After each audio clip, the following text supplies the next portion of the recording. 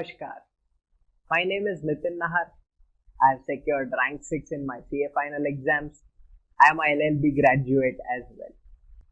I welcome you all on behalf of JK Shah classes to this Inter CA revision lecture for November 2021. अब हम इस video में cover करेंगे introduction and supply, ये दो topic cover करेंगे। अब इन दो टॉपिक में हम लोग किस फॉर्मेट में जाएंगे? First, we will focus on constitutional provisions कि इनडायरेक्ट टैक्स जीएसटी कहां से डेवलप हुआ है। Second, we will focus on type of tax.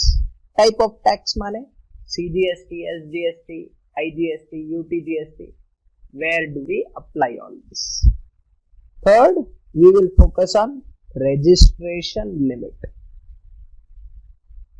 Fourth, we will focus on working of input tax credit. Fifth, we will move towards taxation of various goods and services. कौन से product पे GST नहीं लगता है वो हम लोग का बेसिक फोकस रहेगा इसमें। Then we will move on to charging section, that is section 9 of CGST act and section 5 of IGST act. And finally हम लोग कंक्लूड करेंगे सप्लाई के साथ, that is supply under GST section 7 cover करेंगे, उसके बाद सेक्शन 8 कवर करेंगे which talks about composite and mix supply. This is the entire ambit जो हम लोग कवर करेंगे इस वीडियो में। अब शुरू करते हैं कॉन्स्टिट्यूशनल प्रोविजन से। Article 265 says no tax will be collected except as authorised by law. That means कोई भी टैक्स कलेक्ट करने के लिए लॉ की अथॉरिटी जरूरी है। It would be coming from an act passed by the parliament. Is GST an act passed by parliament? The answer is yes. अब कौन ये टैक्स चार्ज करेगा वो कहाँ लिखा हुआ है? वो लिखा हुआ है आर्टिकल 246 में, where 3 lists were there: union list, state list, concurrent list. But GST इन तीनों लिस्ट में नहीं था। There was a need that central government और स्टेट गवर्नमेंट दोनों साथ में मिलकर एक लॉ बनाए so that businesses get ease of doing business, ताकि वो लोग को हर डिपार्टमेंट के पास ना जाना पड़े और एक सिंगल डिपार्टमेंट रहे जहां वो लोग अपने पूरा ट्रांजैक्शंस मॉनिटर कर सके। इसके लिए article 246A was introduced in the constitution. Now, when we talk about article 246A, article 246A gives the power to both central government and state government to levy GST on intra-state supply. So the first question arises, what is the meaning of intra-state supply? Intra-state supply would be a transaction जहां supplier and the consumption of that particular goods और service is in the same state और union territory, उसे हम कहेंगे intra state supply. Both central government and state government have the power. But जब भी transaction ऐसा होगा कि सप्लायर एक जगह है बट उस गुड्स या सर्विस का कंजम्पशन दूसरे स्टेट में है, तब उसे बोलेंगे इंटर स्टेट सप्लाई। अब interstate supply, the power to collect tax comes from Article 269A, where central government has got the power. But आपको क्या लगता है, will central government have the entire tax or it will share it with state government? And the answer is, इसमें से half central government रख लेता है and half is given to the state of consumption. अब ये consumption कहां से आया? Remember, indirect tax is a destination based consumption tax. जहां गुड्स और सर्विसेज कंज्यूम हो रहे हैं उस स्टेट को टैक्स मिल जाता है। That is the basic principle of GST. अब one thing is very clear. GST में the law is made by both central government and state government together. When I say this, remember one thing. Obviously, दोनों मिलकर discuss करेंगे GST के बारे में और दोनों मिलकर डिसीजन लेंगे. अब ये डिसीजंस कहाँ लिए जाएंगे?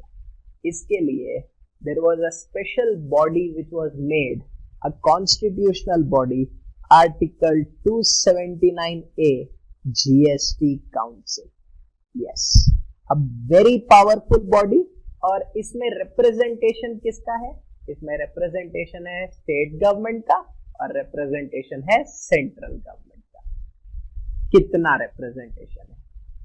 सेंट्रल गवर्नमेंट का रिप्रेजेंटेशन है 1/3 एंड स्टेट गवर्नमेंट का वोटिंग पावर है 2/3. नाउ क्वेश्चन अराइजेस कि सेंट्रल गवर्नमेंट की तरफ से जीएसटी काउंसिल में कौन बैठता है?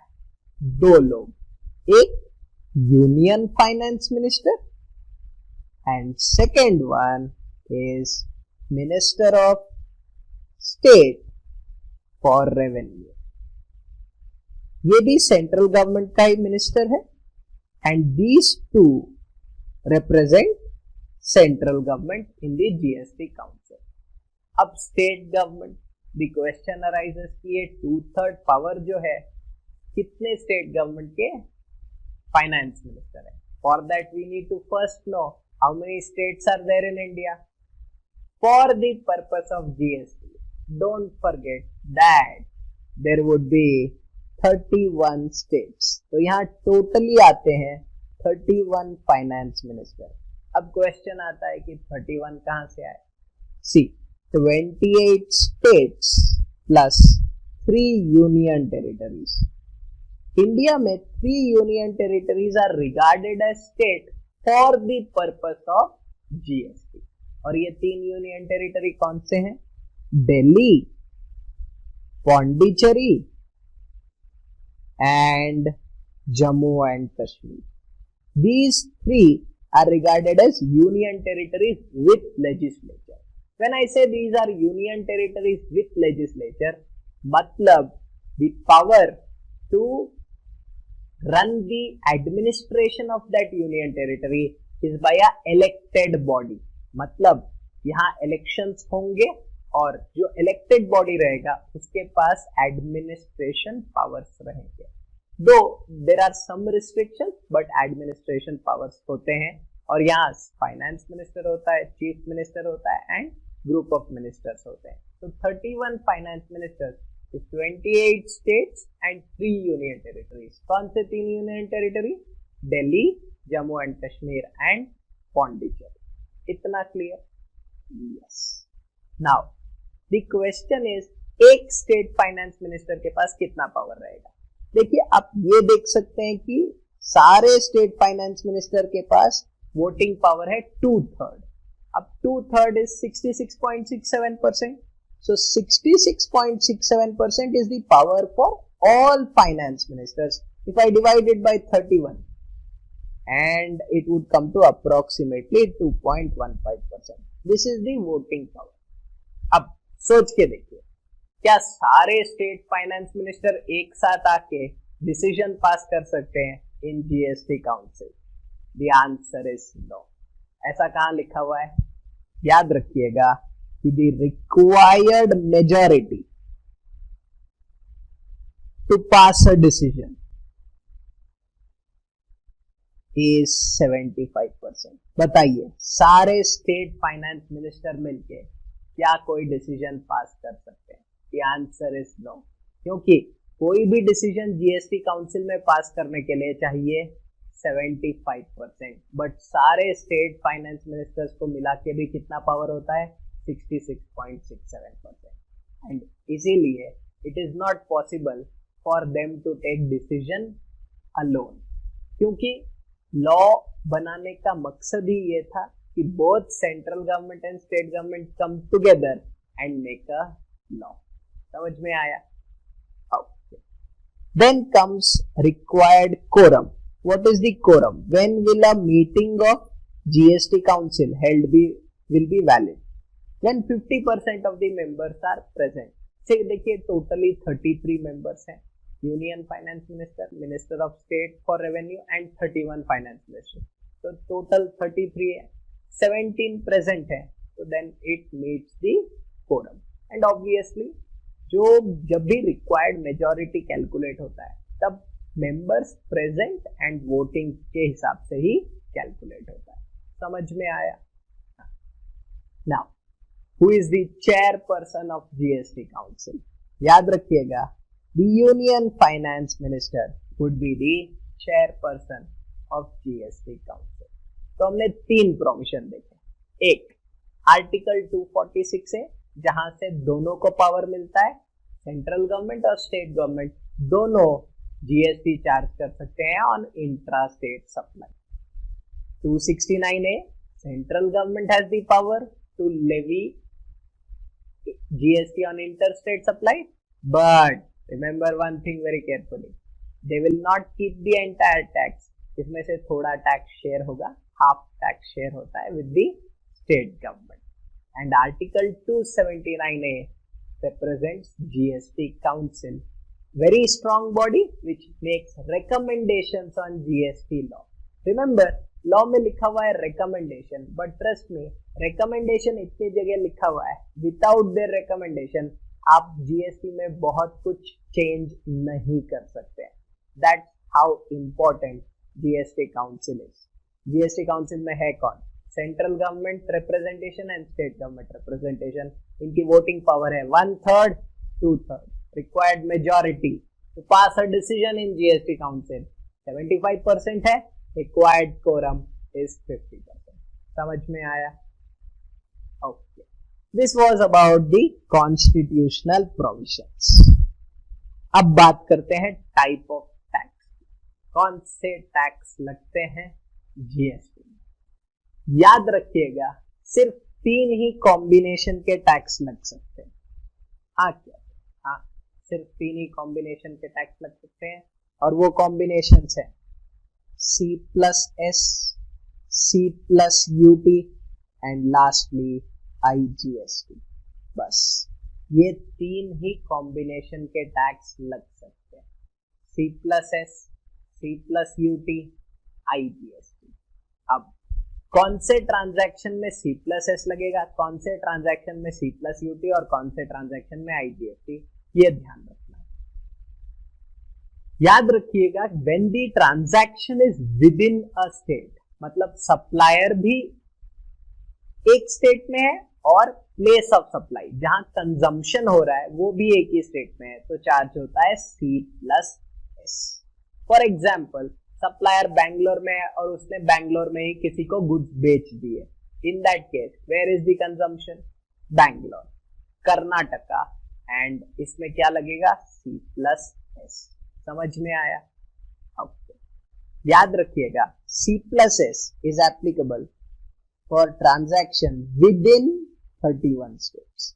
Between 31 states नहीं बोला है, within those 31 states. अब 31 states कैसे आ गए? इंडिया में तो 28 states ही है. याद रखिएगा, for the purpose of GST, this is the most important line. For the purpose of GST, 3 union territories will be regarded as if they are states. तो इसीलिए हम 31 states मानकर चलेंगे. Clear? Okay. C+UT. C+UT is applicable when the transaction is within, वापस ध्यान से, within 5 union territories. अब ये 5 union territories कौन कौन से हुए? देखिए, इंडिया में आज के दिन टोटली 8 यूनियन टेरिटरीज है. कौन से 8 यूनियन टेरिटरीज? देखते हैं कि ये 8 यूनियन टेरिटरीज कौन से हैं. पहले तो मैं बात कर लूं दिल्ली, पौंडीचेरी एंड जम्मू एंड कश्मीर की. ये 3. बाकी के अंडमान एंड निकोबार, लक्षद्वीप, चंडीगढ़,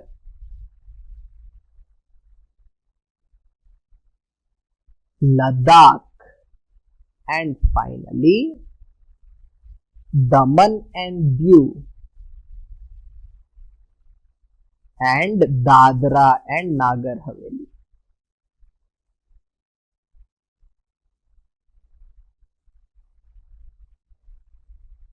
अब ये दमन and Diu and Dadra and Nagar Haveli was separate union territory. आज के दिन ये दोनों कंबाइंड है. तो इसमें से 5 यूनियन टेरिटरी कौन से होंगे जहां C प्लस यूटी लगता है. These are the 5. Andaman and Nicobar, Lakshadweep, Chandigarh, Ladakh, Daman and Diu and Dadra and Nagar Haveli. ये 5 यूनियन टेरिटरीज में C प्लस यूटी लगेगा. इतना समझ में आया.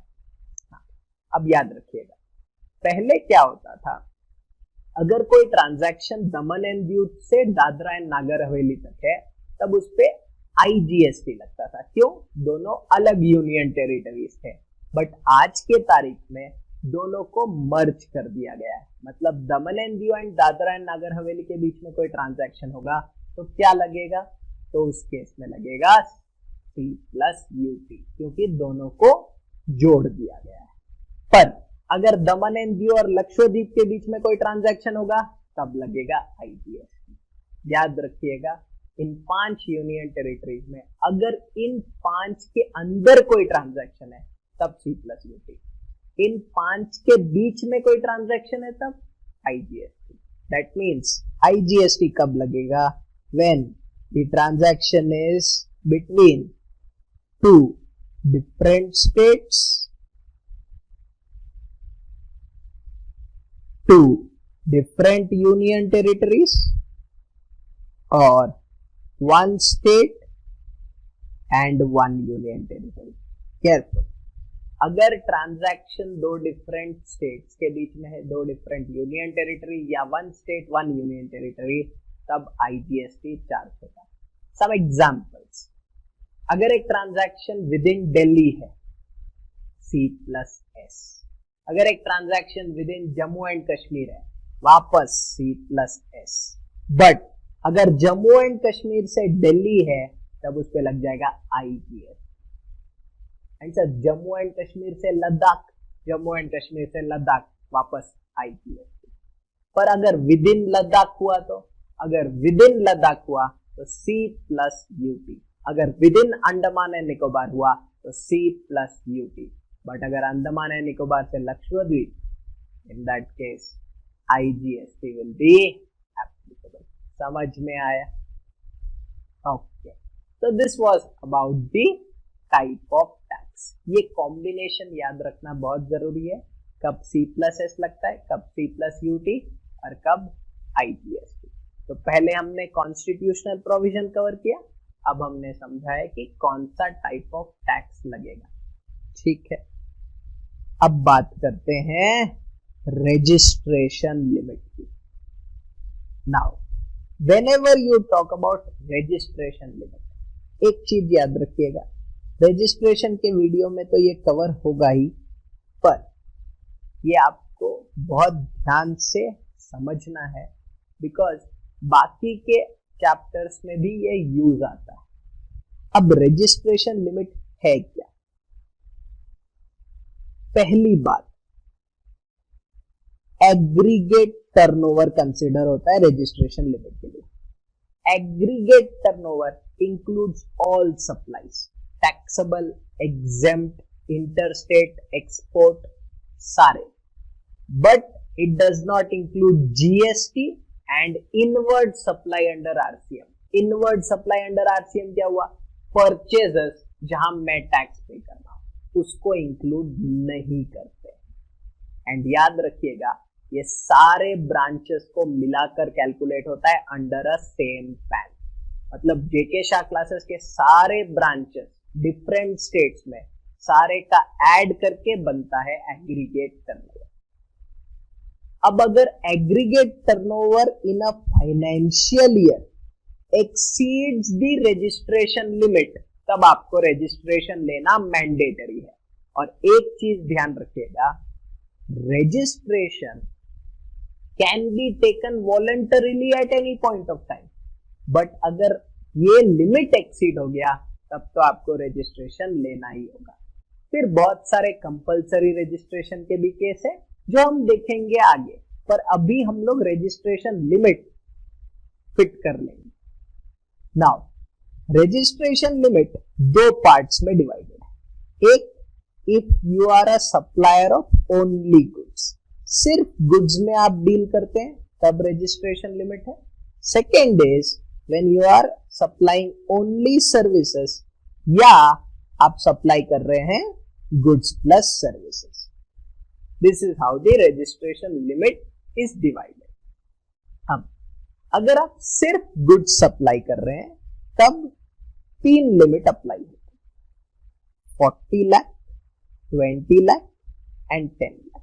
और याद रखिएगा ये जो लिमिट्स मैं बता रहा हूं, ये लिमिट से आपका टर्नओवर एक्सीड होगा तभी आपको रजिस्ट्रेशन लेना है। मतलब अगर आपका टर्नओवर एग्जैक्टली 10 लाख है तो you are not liable to register. Sir अब 10 लाख कहां अप्लाई होता है, 20 लाख कहां अप्लाई होता है और 40 लाख कहां अप्लाई होता है? 10 lakh is applicable for 4 states, Manipur, Tripura, Nagaland and Mizoram. देखिए इंडिया में टोटल 11 स्पेशल कैटेगरी स्टेट्स है एज पर दी कॉन्स्टिट्यूशन, पर 11 स्पेशल कैटेगरी स्टेट्स मीनिंग वो लोग को ज्यादा फंडिंग मिलेगा from central government. Backward states they are given priority. पर जीएसटी लॉ में सिर्फ 4 ही स्पेशल कैटेगरी स्टेट्स ने 10 लाख लिमिट के लिए ऑप्ट किया, बाकी सब या तो 20 में है या 40 में है। मतलब अगर आप ये 4 स्टेट में बिजनेस कर रहे हो तो आपका रजिस्ट्रेशन लिमिट होगा 10 लाख। समझ में आया? Now 20 lakh is applicable for 6 states. इसमें कवर होता है मेघालय, अरुणाचल प्रदेश,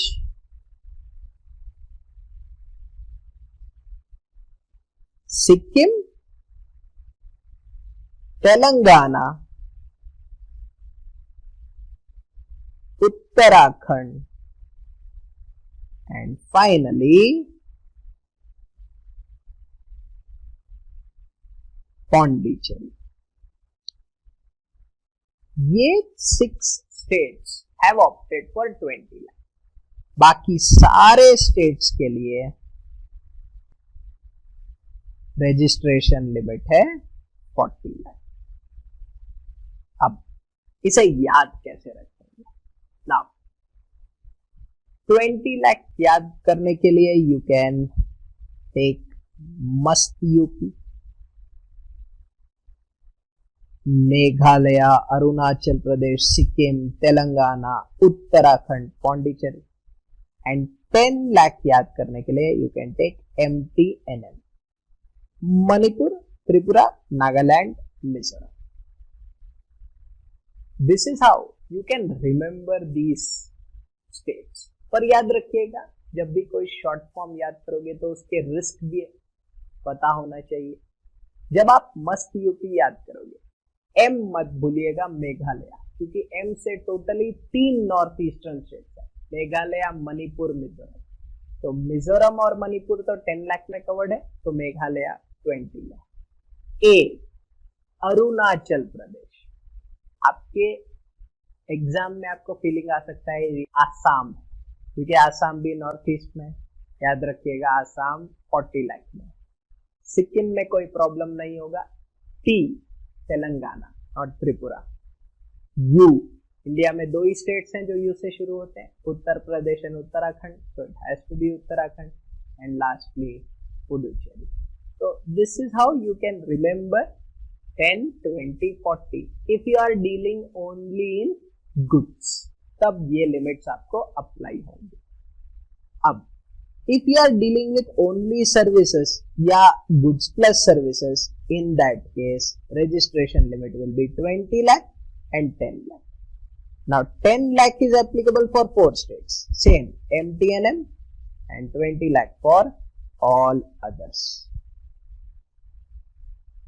अब जब हम रजिस्ट्रेशन में आएंगे तब हम ये भी देखेंगे कि अगर आपके ब्रांचेस मल्टीपल स्टेट्स में है और सारे ब्रांचेस से आप टैक्सेबल सप्लाई कर रहे हो तो लोअर लिमिट कंसीडर होगा। जैसे कि मेरे ब्रांच बैंगलोर में है और मणिपुर में, तो दोनों ब्रांच से अगर मैं टैक्सेबल सप्लाई कर रहा हूं तो लोअर लिमिट अप्लाई होगा फॉर दैट पर्सन, क्योंकि क्या कंसीडर होता है, aggregate turnover. And what is aggregate turnover? Aggregate turnover is turnover of all the branches throughout India under a same pan. Under the same pan जितने भी branches है सारे का टर्नओवर एक साथ ऐड हो जाएगा। Clear? Okay, so this was about registration limit. अब ये रजिस्ट्रेशन लिमिट पढ़ने के बाद हम अब आएंगे वर्किंग ऑफ आईटीसी पर। ध्यान से सुनिएगा। First of all, what is input tax credit? Input tax credit पूरा चैप्टर है आपके इनडायरेक्ट टैक्स में। But what is the benefit which is given? अगर कोई भी सप्लायर है जो अपने सेल्स पे आउटपुट चार्ज कर रहा है, then government gives a benefit कि जो आप परचेज पे जो टैक्स पे कर रहे हो उसको आप एडजस्ट कर सकते हो against tax collected on sales. और जो टैक्स जो आपने परचेज पे किया है, if it can be adjusted then it becomes input tax credit. अब ऑब्वियसली ये बेनिफिट जो गवर्नमेंट ने दिया है इसके सारे कंडीशंस है, रूल्स है, रेगुलेशंस है, वो सब हम लोग आईटीसी में देखेंगे। बट आउटपुट टैक्स और input tax credit, sale you will collect tax जिसको बोलते हैं आउटपुट टैक्स, और आप कोई भी परचेज कर रहे हैं और उस पर आपने टैक्स पे किया है, सारे कंडीशन सेटिस्फाई हो गए तो उसे बोलेंगे इनपुट टैक्स क्रेडिट। याद रखिएगा, गवर्नमेंट आपको एक क्रेडिट दे रहा है of tax paid on purchase. Purchase पे जो आपने टैक्स पे किया उसका क्रेडिट दे रहा है। सर अगर नहीं देता तो क्या होता? अगर नहीं देता, याद रखिएगा, अगर मैंने यहाँ 100 रुपीज प्लस जीएसटी ऑफ 18 पे किया है और गवर्नमेंट बोलता नहीं नहीं ये 18 रुपीज जो आपने पे किया है ये आपका खर्चा हो जाएगा, इन that case total 118 would be my cost, and if 118 is my cost, in that case मैं अपना सेल प्राइस भी बढ़ा देता। Tax on tax which is called as cascading effect, ये बहुत ज्यादा हो सकता है। देखिए टैक्स ऑन टैक्स लॉ में हो सकता है, बट यहां अगर टैक्स ऑन टैक्स लगना शुरू हो गया on entire GST, then it would lead to inflation, it would lead to increase in prices, it would also lead to tax evasion। लोग टैक्स की चोरी और ज्यादा करने लगेंगे। इसीलिए गवर्नमेंट हैज क्लियरली सेड जो आप परचेज पे टैक्स पे कर रहे हैं वो आप सेल पे जो टैक्स कलेक्ट करते हैं ना उससे आप एडजस्ट कर सकते हैं। अब ये एडजस्ट करने के लिए गवर्नमेंट ने रूल्स बनाए। Now what is those rules which are made? ध्यान से देखिएगा। देखिए आप अपने परचेजेस पे, अगर आपने दूसरे स्टेट से परचेज किया है तो आईजीएसटी चार्ज करेगा सामने वाला। अगर आपने with in the state purchase किया है तो CS, या तो C+S या तो C+UT। अब क्वेश्चन है, is there a order for utilization? पहली बात ये याद रखिएगा, जो आपने परचेज पे टैक्स पे किया है ना उसे आप एडजस्ट करते हो against tax collected on sale. अब ऑन सेल याद रखिएगा, जो आपने आईजीएसटी कलेक्ट किया है ना, first I will be adjusted against I. आपने परचेज पे आई पे किया, उससे पहले आप एडजस्ट करेंगे against I collected on sale. Sale को मैं नाम दूंगा आउटपुट, तो कहना इसे input IGST will be first adjusted against output IGST? जी sir, input IGST will be first adjusted against output IGST। ठीक है, उसके बाद I can be used against C or S in any order and any proportion. यहाँ law ने flexibility दिया है. You can use IGST after using it against output IGST in any order and any proportion. That means complete freedom available. Normally we will prefer half when the question is silent, because that will give us a normal result where दोनों के दोनों tax payable equal रहेंगे. That is preferable. But ये law में नहीं लिखा हुआ है. लॉ में क्लियर फ्लेक्सिबिलिटी दिया है कि आप आईजीएसटी जो आपने पे किया है ना परचेज पे, उसको कैसे भी यूज कर सकते हैं अगेंस्ट सी एंड एस. अब डोंट फॉरगेट वन थिंग. पहली बात हमेशा याद रखिएगा, आईजीएसटी पहले पूरा यूज हो जाना चाहिए. किस आईजीएसटी का बात कर रहा हूं और मैं कौन से यूज का बात कर रहा हूं? इनपुट आईजीएसटी जो आपने पे किया है ना, इसको पहले पूरा यूज कर लीजिए against output IGST, and then it can be used against output C और output S/UT in any order any proportion. समझ में आया? आप इनपुट आईजीएसटी यूज करने के बाद ही जा सकते हैं इनपुट सीजीएसटी की तरफ. अब इनपुट सीजीएसटी पहले यूज होगा अगेंस्ट आउटपुट सीजीएसटी, एंड फिर अगर कुछ बचा हुआ है तो you can use it against output IGST. Remember this always. CGST with CGST, then CGST with IGST. Clear? And finally the third and the last part is S/UT can be used against S/UT and then against IGST. This is the third. ये order follow करना जरूरी है. पहले आप पूरा IGST use करोगे. कौन से IGST का बात कर रहा हूं? IGST paid on purchase. पहले ये पूरा यूटिलाइज करेंगे और इसमें भी ऑर्डर है. पहले I के साथ I यूज करेंगे, फिर against C and S in any order any proportion. फिर जाएंगे आप सीजीएसटी पर. जब सीजीएसटी यूज करेंगे तो पहले C with C, then C with I, and finally S with S and S with I. Don't forget, CGST का input SGST के आउटपुट के साथ एडजस्ट नहीं हो सकता है. Obviously this will create issues between central government and state government, where हर बार फंड्स एक दूसरे को ट्रांसफर करना पड़ेगा. इसीलिए गवर्नमेंट ने ये क्लियर रखा है कि सीजीएसटी के साथ एसजीएसटी एडजस्ट नहीं होगा, एसजीएसटी के साथ सीजीएसटी एडजस्ट नहीं होगा. Clear? This is the order of utilization. सारे सम्स में ये एक इंपॉर्टेंट रोल प्ले करेगा. आपने आउटपुट डिटरमाइन किया, आपने आईटीसी डिटरमाइन किया, और उसके बाद आप जब यूज करना शुरू करेंगे आईटीसी, पहले क्या यूज करेंगे?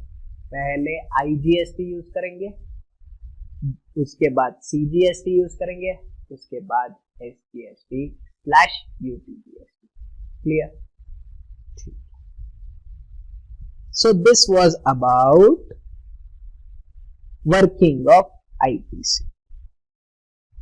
अब हम बात करेंगे taxability of various goods and services.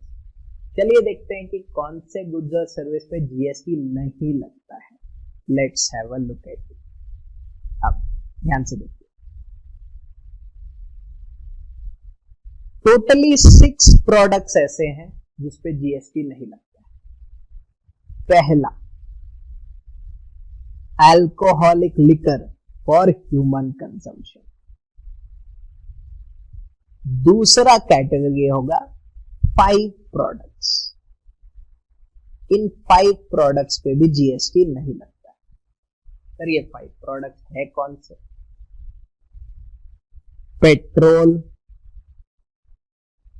High speed diesel, natural gas, aviation turbine fuel, and last है क्रूड ऑयल. इन 5 प्रोडक्ट्स पर जीएसटी नहीं लगता है एट प्रेजेंट. फ्यूचर में लग सकता है बट अभी नहीं लगता. अल्कोहलिक लिकर पे, पर अल्कोहलिक लिकर पे कभी नहीं लगता। अब what you have to remember, इन प्रोडक्ट्स को छोड़कर अगर कोई प्रोडक्ट है तब उस पे जीएसटी लगेगा। For example kerosene, engine oil, lubricating oil, LPG, medicine containing alcoholic liquor, sanitisers containing alcoholic liquor, इन सब पे जीएसटी लगता है। Remember only 6 products are outside GST. Sir tobacco पे तो जीएसटी लगता है, टोबैको पे कॉम्पेंसेशन सेस भी लगता है। सर ये कॉम्पेंसेशन सेस क्या है? Now compensation cess central government collect करता है to compensate the states for any loss of revenue due to introduction of GST. तो जो स्टेट्स रेवेन्यू कमाते थे बिफोर इंट्रोडक्शन ऑफ जीएसटी, उसको कंपेयर किया जाता है based on a prescribed pre defined formula, उसको कंपेयर किया जाता है जीएसटी कलेक्शन से। तो ये हो गया आपका प्री जीएसटी कलेक्शन, ये हो गया आपका जीएसटी का कलेक्शन, दोनों को कंपेयर किया जाएगा। अगर किसी स्टेट को कोई लॉस हो रहा है रेवेन्यू का, इन that case who will compensate?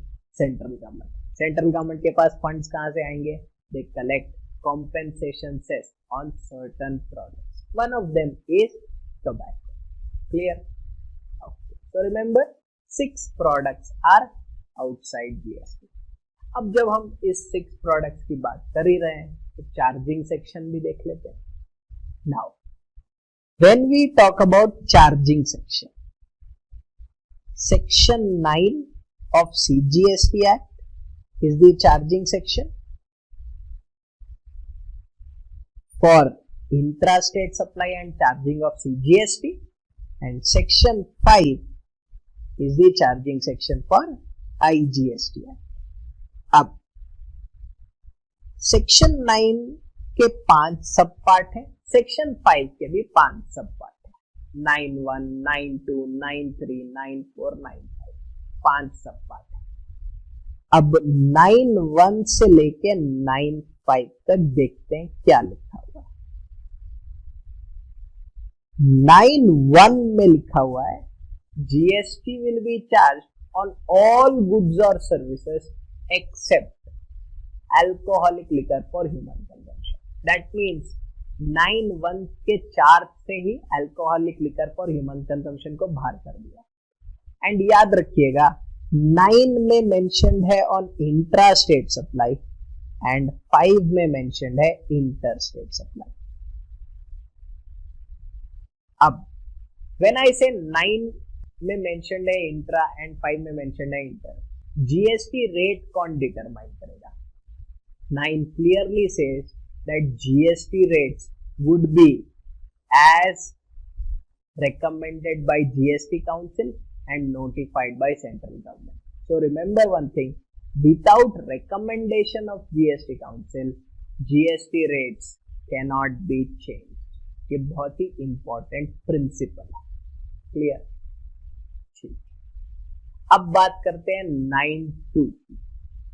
9(2) deals with 5 products where GST will apply from a later date. आज GST इन 5 products पे नहीं लगता है, GST will apply on these 5 products at a later date. कौन से 5 products? Obviously, we are talking about petrol, high speed diesel, natural gas, aviation turbine fuel and crude oil. In 5 product पे GST will apply from a later date. Now, आपको याद है what is the maximum rate of GST? याद रखिएगा CGST maximum rate is 20% and IGST maximum rate is 40%. But क्या ये rates अभी किसी प्रोडक्ट पे एप्लीकेबल है? नहीं, ये स्टैट्यूटरी कैप है। अगर गवर्नमेंट चाहे तो रेट्स इंक्रीज कर सकता है to the extent of 20%, 40%, 20% being CGST and 40% being IGST। और सर SGST, ऑब्वियसली SGST भी होगा 20%। क्लियर? ठीक है। 9(3) और 9(4) 4 की बात करेंगे रिवर्स चार्ज मैकेनिज्म की टॉपिक में, where both of these provisions give power for government to notify certain goods or services जहां रिवर्स चार्ज मैकेनिज्म लगेगा। 9.3 और 9.4 की बात तभी करेंगे। 9.5 में क्या है? 9.5 में दी लॉ सेज दैट अगर एक सप्लायर है and the transaction is through e-commerce operator and this is a notified service, government ने इस सर्विस को नोटिफाई कर रखा है, in that case e-commerce operator will pay the tax। तो इस केस में टैक्स कौन पे करेगा? इस केस में tax will be paid by the e-commerce operator। अब गवर्नमेंट ने ये क्यों किया? गवर्नमेंट ने ये इसीलिए किया ताकि गवर्नमेंट को टैक्स मिल सके। देखिए एक छोटा सा एग्जांपल लेते हैं ओला उबर की। ओला उबर के केस में हो क्या रहा था? ड्राइवर्स वर अनरजिस्टर्ड, गवर्नमेंट को इस सेक्टर से टैक्स नहीं मिल रहा था। अब हर ड्राइवर को रजिस्ट्रेशन चेक करवाना और दिलवाना इज अ बिग टास्क। तो what did government do? Government brought in a news जहां 9.5 में e commerce operator for notified services has to pay tax as if he is the supplier. मान लिया जाएगा कि इको ही सप्लायर है and इसीलिए इको को ही टैक्स पे करना पड़ेगा। अब सिर्फ 3 ही सेक्टर नोटिफाइड है इसमें। एक है Ola Uber that is transportation of passengers, second is accommodation, वापस थोड़े कंडीशंस हैं, and third one is house keeping. इसकी भी बात करेंगे हम जब आरसीएम और ई कॉमर्स ऑपरेटर डिटेल में डिस्कस करेंगे। अभी सिर्फ हमने प्रोविजन पढ़ा है कि गवर्नमेंट के पास पावर है to notify.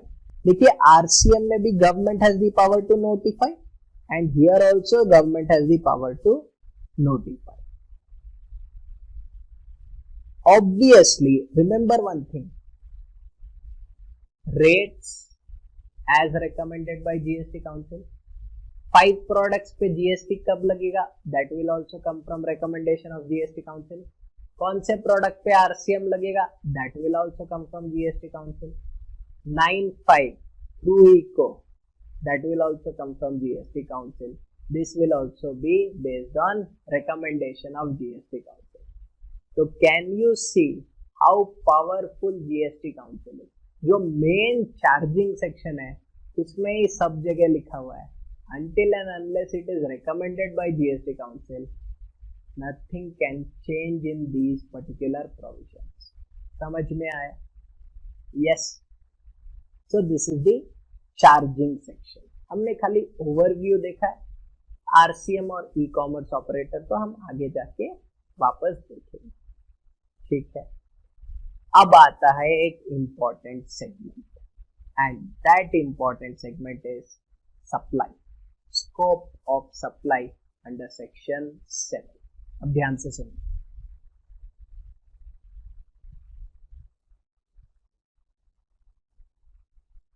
Three important things. पहली बात, section 7 of CGST Act provides for scope of supply। इसमें ना केस स्टडी टाइप के क्वेश्चन आ सकते। आपको आइडेंटिफाई करना होगा कि कौन सा स्कोप ऑफ सप्लाई में कवर होता है, कौन सा स्कोप ऑफ सप्लाई में कवर नहीं होता है, क्या कोई ट्रांजैक्शन पे जीएसटी इम्प्लीकेबल है या नहीं। ये सब आपको सेक्शन 7 हेल्प करेगा डिटरमाइन करने में। अब पहला कंडीशन क्या है? देखिए, अगर 3 कंडीशन सेटिस्फाई हो तो that is covered by the scope of supply. First, there is a supply for consideration in the course of business. याद रखना, there is a supply for consideration in the course of business. अगर ये 3 condition satisfy हो गए तो GST लग जाएगा। अब सप्लाई के नीचे 8 terms are given, but law में लिखा हुआ है supply such as. Now when the law is saying such as, that means ये 8 terms are only examples. Sale, exchange, barter, transfer, lease, licence, rental, disposal. याद रखिएगा, transfer and barter बहुत ध्यान से देखिए. Transfer, I can give you an example of stock transfer. जब goods transfer हो रहे हैं एक branch in one state and another branch in another state, that is a transfer. पर सर इसमें कंसिडरेशन नहीं होगा ना. देयर आर एक्सेप्शंस कि अगर कंसिडरेशन मिसिंग है स्टिल जीएसटी कैन अप्लाई. तो वो एक्सेप्शंस में ये कवर हो जाता है. ठीक है, बट ट्रांसफर आपको समझ में आया. Basically we are talking about branch transfer, stock transfer. ठीक है. Now when we talk about barter, देखिए barter can be goods for goods, services for services, goods for services और services for goods. Any combination, ये सारे के सारे barter में cover होंगे. और अगर दो सप्लायर्स हैं, मतलब बार्टर में तो एक ने गुड सप्लाई किए, दूसरे ने भी गुड सप्लाई किए, तो GST will apply on both sides और दोनों को आईटीसी मिल जाएगा if other conditions are satisfied. समझ में आया? Okay. Consideration can be monetary, can be non monetary, can also be a act or forbearance.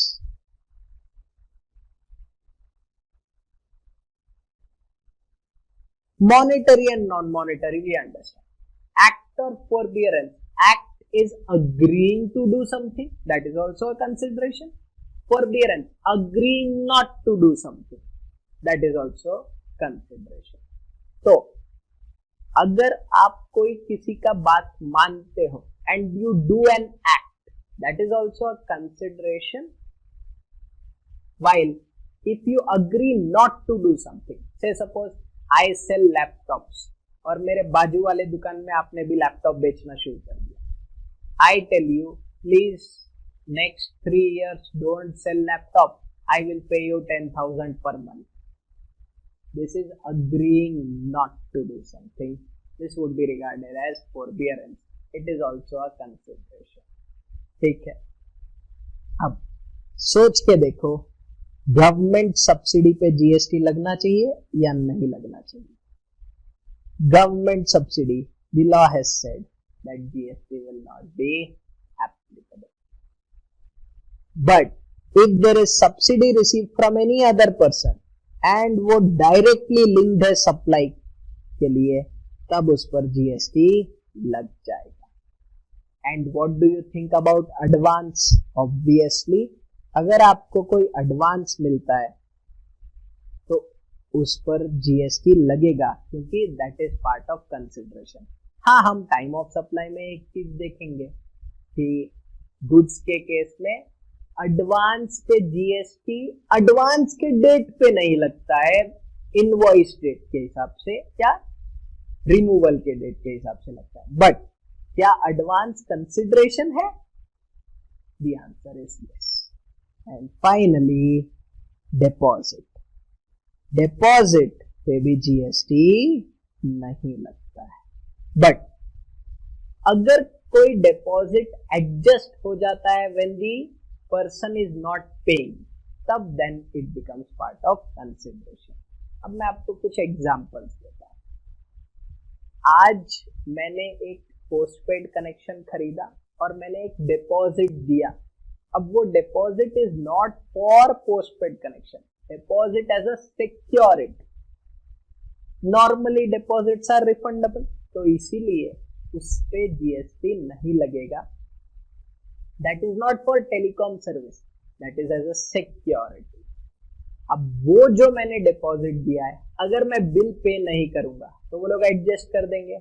The moment it is applied as consideration, it would form part of consideration. समझ में आया? Oh. And finally we have act or forbearance, जो हमने अभी देखा था. याद रखिएगा, The definition of business is very, very wide.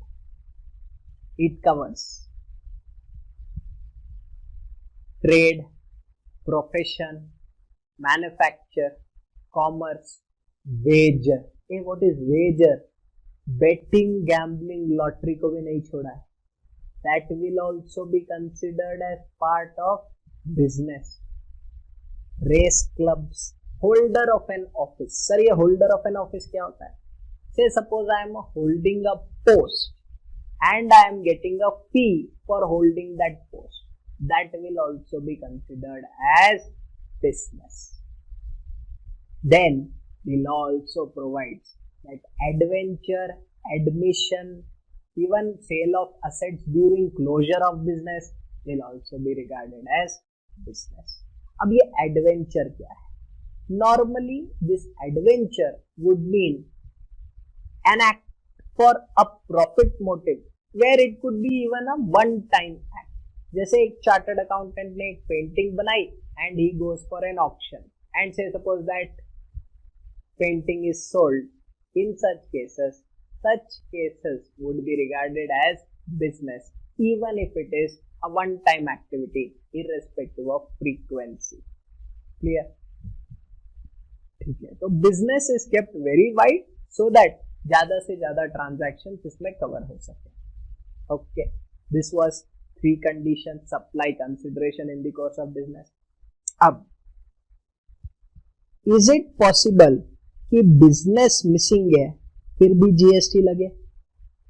There is only one transaction and that one transaction is import of service. Yes, import of service पे GST लगता है even if it is not in the course or furtherance of business. Import of service क्या हुआ? Indirect tax consumption based tax है. So if outside India से India I am receiving a service, in such cases GST will be applicable even if it is not in the course or furtherance of business. ठीक है. अब say suppose consideration is missing.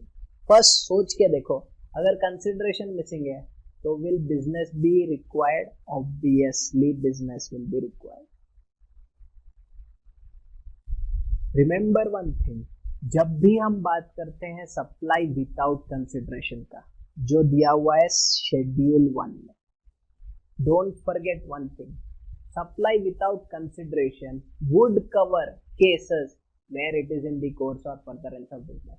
ऐसा नहीं हो सकता supply without consideration में कि consideration भी मिसिंग है, बिजनेस भी मिसिंग है.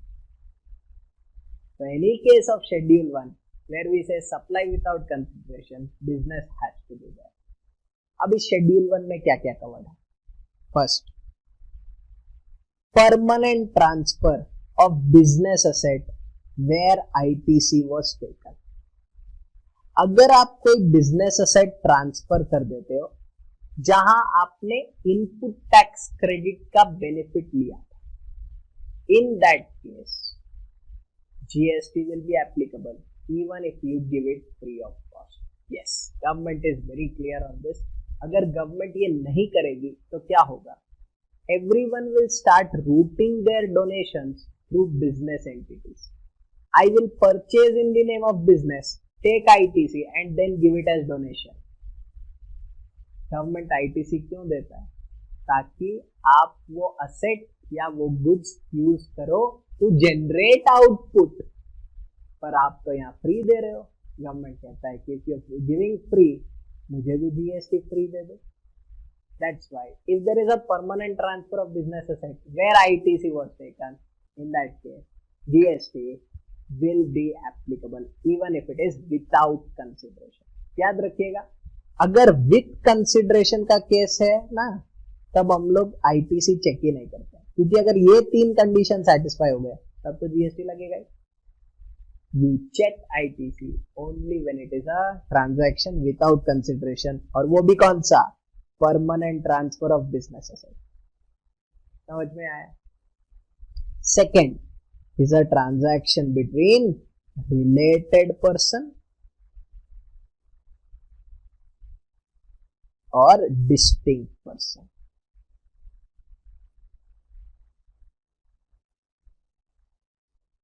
अब ये रिलेटेड पर्सन में कौन कवर होते हैं?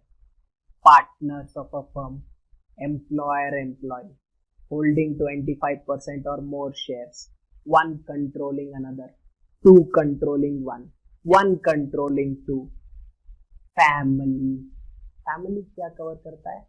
spouse plus children plus dependent grandparents, parents, brother, sister. याद रखना, spouse, children, dependent grandparents, parents, brother, sister.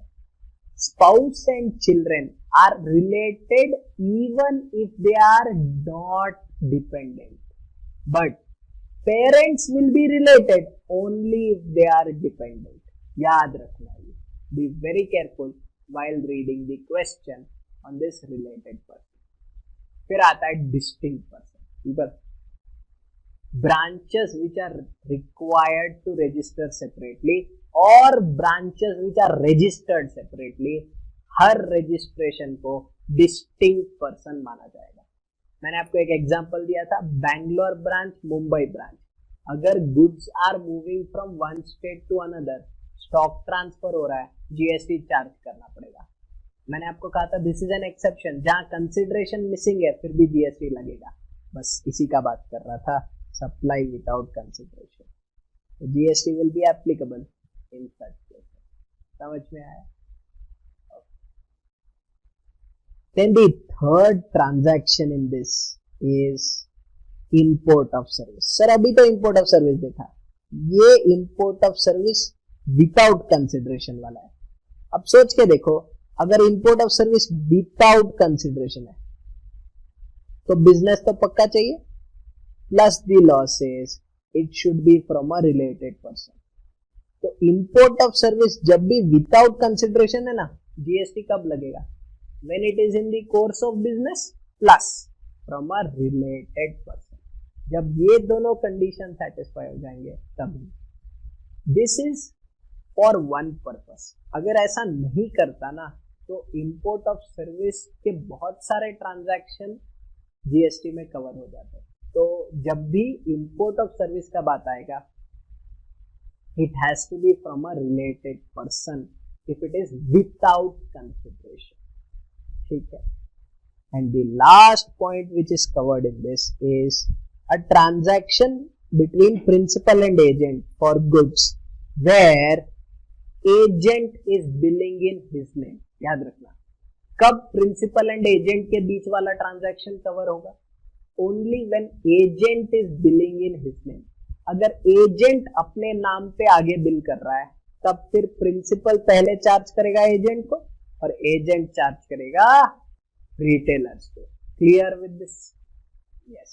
तो याद रखिएगा, principal to agent only when agent is billing in his name, तभी शेड्यूल 1 में कवर होगा. तब प्रिंसिपल को एजेंट पे जीएसटी चार्ज करना होगा. क्यों? क्योंकि देखिए, प्रिंसिपल जब गुड्स भेजता है एजेंट को, डू यू अग्री कि ownership remains with principal? When ownership remains with principal, तो प्रिंसिपल कंसिडरेशन तो चार्ज नहीं कर सकता है एजेंट को. इसीलिए गवर्नमेंट ने कहा अगर एजेंट अपने नाम पे बिल कर रहा है तब जो प्रिंसिपल एजेंट का ट्रांजैक्शन है उस पे जीएसटी लग जाएगा. अब अगर प्रिंसिपल एजेंट के बीच में जीएसटी लग रहा है और एजेंट रिटेलर को चार्ज कर रहा है, बताओ तो will this GST become a cost to agent?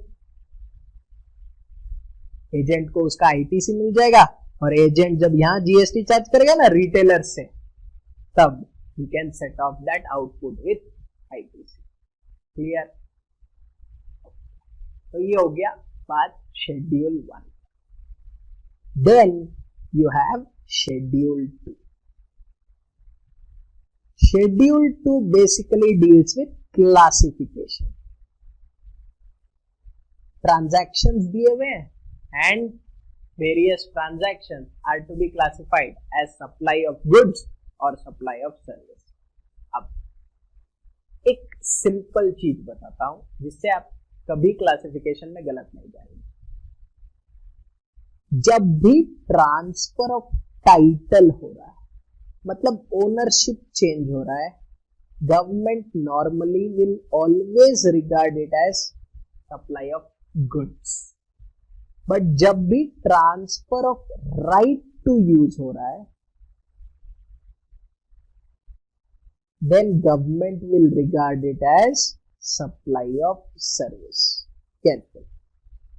Whenever there is a transfer of title, that is ownership of a particular thing is getting transferred, being a movable property, in that case you will call it as supply of goods. But if there is a transfer of right to use, ध्यान देना, right to use मतलब मैंने ownership नहीं transfer किया, I am only giving him a right to use, तब उसे बोलेंगे supply of service. समझ में आया? And the last thing in section 7 is schedule 3, जिसको हम नेगेटिव लिस्ट भी बोलते हैं. Now schedule 3 basically covers various transactions where GST is not applicable. These are neither regarded as supply of goods nor regarded as supply of service. अब इस negative list में cover क्या क्या होता है? नेगेटिव लिस्ट में कवर होता है, I will give you a short form to remember. Image, FMCM, and finally fact. Now, एक तो sale of immovable property being land और बिल्डिंग. बट याद रखना, अगर अंडर कंस्ट्रक्शन प्रॉपर्टी सेल कर रहे हो तब उस पे जीएसटी लगेगा, because then the law presumes कि बिल्डर कंस्ट्रक्शन सर्विस दे रहा है and that's why it can not be covered under schedule 3. तो याद रखिएगा, completed land and building being sold, GST will not be applicable. But agar while construction is going on, if the building is sold, then GST will be applicable. ठीक है? M you can ignore. A, actionable claim other than betting, gambling and lottery. Be very careful. Actionable claim other than betting, gambling, lottery. That means सारे actionable claims पे GST नहीं लगेगा except 3, betting, gambling, lottery. क्या betting, gambling, lottery पे GST लगेगा? The answer is yes, betting, gambling, lottery पे GST लगेगा. But sir बाकी actionable claim, जैसे कि अगर आपको इंश्योरेंस क्लेम मिलता है तब GST नहीं लगेगा. Say suppose you sell debtors, आप अपना debtors बेच रहे हो तब भी जीएसटी नहीं लगेगा, because it's a actionable claim. Sir what is actionable claim? It is basically a unsecured debt where you can file a civil suit. Unsecured debt है जो आपको पैसे कहीं से आने हैं और आप सिविल सूट फाइल कर सकते हो if the other person does not pay. That is the true meaning of actionable claim. जी यू कैन इग्नोर. सर फिर लिखे क्यों? ताकि इमेज याद रहे. And last one is employee, providing service to employer in the course of employment. Be very careful. The key word is in the course of employment. So it has to be in the course of employment. If it is in the course of employment, salary being received or any other benefit, perquisites, etc. being received, GST will not be applicable. ठीक है. फिर आता है FMCM, finance minister, chief minister. FMCM, fees taken by court और tribunal. Obviously fees taken by court और tribunal पे GST नहीं लगता है. देन MPMLAs या member of panchayat, member of local authorities, GST will not be applicable. Then you have constitutional persons.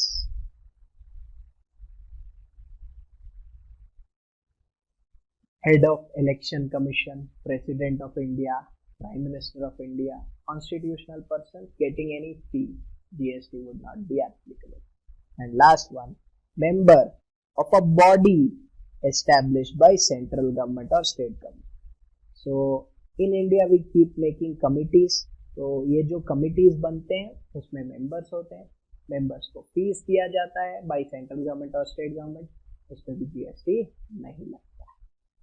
Finally, we have F, funeral, burial, crematorium, mortuary, including transportation of deceased, नहीं लगता है GST. Then you have alcoholic liquor license, इसमें भी GST नहीं लगता है. And finally, services provided by the panchayat, which they are required to provide as per Article 243G of the Constitution.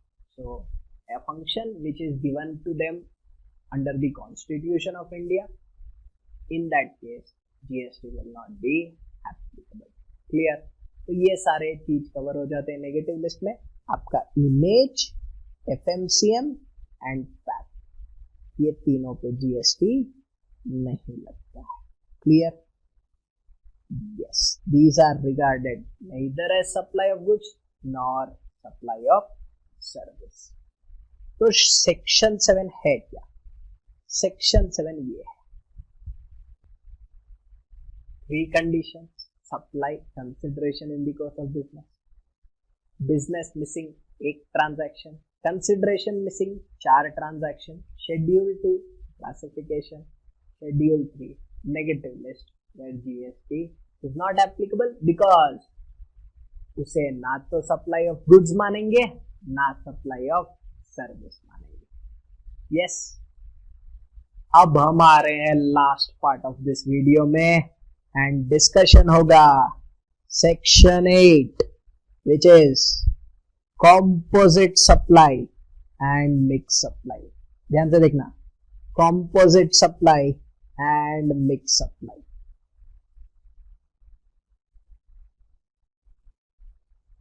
अब पहली बात, एक चीज समझ लीजिए, जब भी कोई गुड्स आप इंडिविजुअली सेल कर रहे हैं ना, तब उस गुड्स का रेट लग जाएगा. जब कोई सर्विस आप प्रोवाइड कर रहे हैं उस सर्विस का रेट लग जाएगा. Problem comes when you are providing goods और सर्विसेज एज अ बंडल. जैसे कि आपने होटल अकोमोडेशन के साथ ब्रेकफास्ट दे दिया, एसी के साथ इंस्टॉलेशन, सेल ऑफ गुड्स के साथ ट्रांसपोर्टेशन, सेल ऑफ गुड्स के साथ पैकिंग, मशीन के साथ उसका इंस्टॉलेशन, गिफ्ट हैम्पर बनाया जिसमें चॉकलेट्स है, स्वीट्स है, ड्राई फ्रूट्स है. इन केसेस में प्रॉब्लम क्या आता है? कौन सा GST रेट लगाएं? चॉकलेट का या ड्राई फ्रूट का या स्वीट का? अब इसके लिए गवर्नमेंट ने बनाया section 8 composite and mix supply. अब कॉम्पोजिट सप्लाई होता क्या है? कॉम्पोजिट सप्लाई 4 इंपॉर्टेंट कंडीशन जो आपको याद रखना है. 1, कॉम्पोजिट सप्लाई में पहले तो 2 और more taxable supplies are supply in conjunction. Sir conjunction का मतलब? कंजंक्शन मतलब together. So 2 or more goods or services supplied in conjunction, मतलब ये दोनों को साथ में सप्लाई किया जा रहा है. One of them is principal supply. ठीक है, उसमें से easily identifiable है कि principal supply कौन सा है. And last case is it is naturally bundled in the ordinary course of business. अगर ये 4 कंडीशन सेटिस्फाई हो गए तब रेट ऑफ GST क्या होगा? Rate of GST will be rate of GST of the principal supply. For example, अगर hotel accommodation और breakfast की बात करें, 2 और मोर, हाँ सर. कंजंक्शन, हाँ. 1 is a principal supply, हाँ. Hotel accommodation is the principal supply. Naturally bundled in the ordinary course of business, yes. When you go in the trade, you will find this bundle. That's the meaning of naturally bundled in the ordinary course of business. आप जब जाते हो hotels में तब ज्यादातर hotels आपको दिखाई देंगे ऐसा बंडल प्रोवाइड कर रहे हैं. उसे बोलते हैं naturally bundle in the ordinary course of business. तो रेट ऑफ GST क्या लगेगा? प्रिंसिपल सप्लाई, मतलब होटल अकोमोडेशन का रेट लग जाएगा. समझ में आया? अब से suppose dry fruit, chocolate, sweet, ये तीनों को कंबाइन करके you are creating a gift hamper. ये नेचुरली बंडल्ड है क्योंकि आप ये मार्केट में देखते हो. But is one of them a principal supply? नहीं सर ये सेटिस्फाई नहीं हो रहा है। अब ये सेटिस्फाई नहीं हो रहा है तब कौन सा रेट लगाएंगे, इसीलिए गवर्नमेंट को डिफाइन करना पड़ा मिक्स सप्लाई। और मिक्स सप्लाई को गवर्नमेंट ने डिफाइन कैसे किया है, पहले तो सेम है, 2 or more obviously supplied in conjunction, none of them is principal supply, and finally single price. बहुत ध्यान रखना, सिंगल इनवॉइस और सिंगल प्राइस में बहुत डिफरेंस होता है। सिंगल प्राइस मतलब दोनों पूरा बंडल जो है ना वो एक ही प्राइस पे आपको दिया जा रहा है, एक ही इनवॉइस में नहीं, एक ही प्राइस पे। आप 10 प्रोडक्ट खरीदते 10 का एक इनवॉइस बनता है, वो कवर नहीं हो रहा है। क्या कवर हो रहा है, 10 प्रोडक्ट का पूरा एक प्राइस चार्ज हो रहा है, दैट इज मिक्स सप्लाई। याद रखिएगा कॉम्पोजिट सप्लाई में सिंगल प्राइस का कंडीशन नहीं है, तो कॉम्पोजिट सप्लाई में अलग अलग भी हो सकता है, फिर भी उसे कॉम्पोजिट सप्लाई माना जाएगा। एंड मिक्स सप्लाई में कौन सा रेट लगेगा, मिक्स सप्लाई में रेट लगेगा हाईएस्ट। तो उस बंडल में सारे का क्लासिफिकेशन करो, जिसका हाईएस्ट रेट आता है that will become the rate of GST, that will become the supply. समझ में आया? Yes. Be very careful to identify single price, very important condition, naturally bundle, ये दोनों बहुत ध्यान से देखना फॉर एनी ट्रांजैक्शन। तो हमने स्टार्ट किया था यहां से कॉन्स्टिट्यूशनल प्रोविजन से, फिर हम गए टाइप ऑफ टैक्स में, फिर हम पढ़े रजिस्ट्रेशन लिमिट, फिर वर्किंग ऑफ आईटीसी,